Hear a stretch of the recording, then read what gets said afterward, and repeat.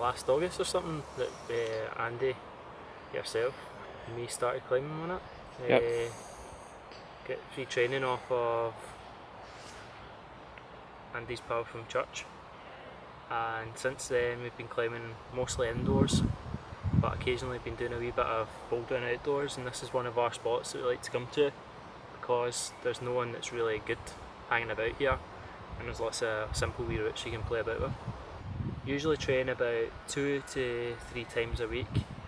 Used to be 3 times constantly, but now, you know, work commitments and stuff, you just don't get time to go as much, but try to go 2 times a week.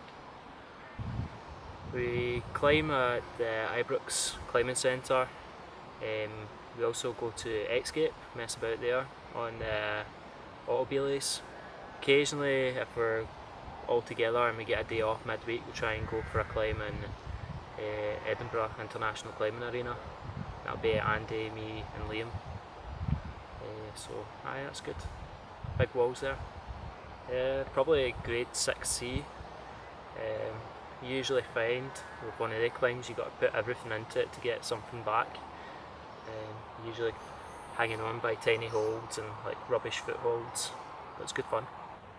Yeah, I'm quite fortunate that my wife is really supportive of me coming here. Sometimes I get a bit too obsessive with it and I need to learn when to kind of calm it down and stop talking about it all the time, but she's quite glad that I've got a good hobby like this and keeps me fit. If anything, I could do with being a lot fitter. So when you start climbing, you don't really need that much to get into it. If you have a friend that works in a climbing centre, they'll give you stuff for free, but you just need to get your shoes. If you're climbing outdoors, all you need is your shoes, your chalk and your bouldering mat. Hopefully a friend to come with you to watch in case you fall off, stop you from hitting the deck. Well, today we were a bit I don't know, blasé about just going up with a spotter. You don't usually need one. If you're climbing indoors, you'll need your shoes, your harness and your belly kit, and you're probably talking about £140 for that all in.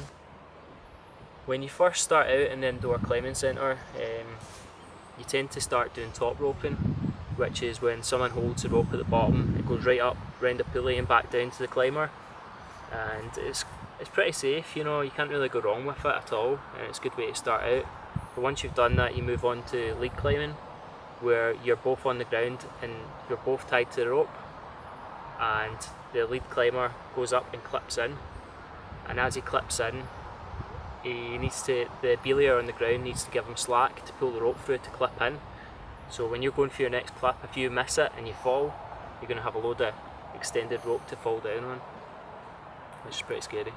If you're going to learn to climb, you could either, depending on how you are with heights, I would recommend that you go to Ibrox Climbing Centre in Govan and get a starter pack, and you're going to need you and a pal to go really, because you're going to need someone to hold your rope for you, which is fairly reasonable price, probably about £80 odd.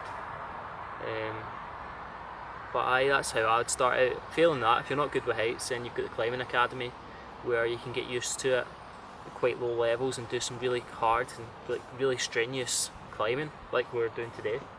Escape Climbing Centre in Braehead, it's a good way to start, but a lot of people don't like the autobelays. So if you've got a good head for heights and you trust the equipment, which you should because it is really safe, we've used it loads of times and never had any problems, it's a good way to start out.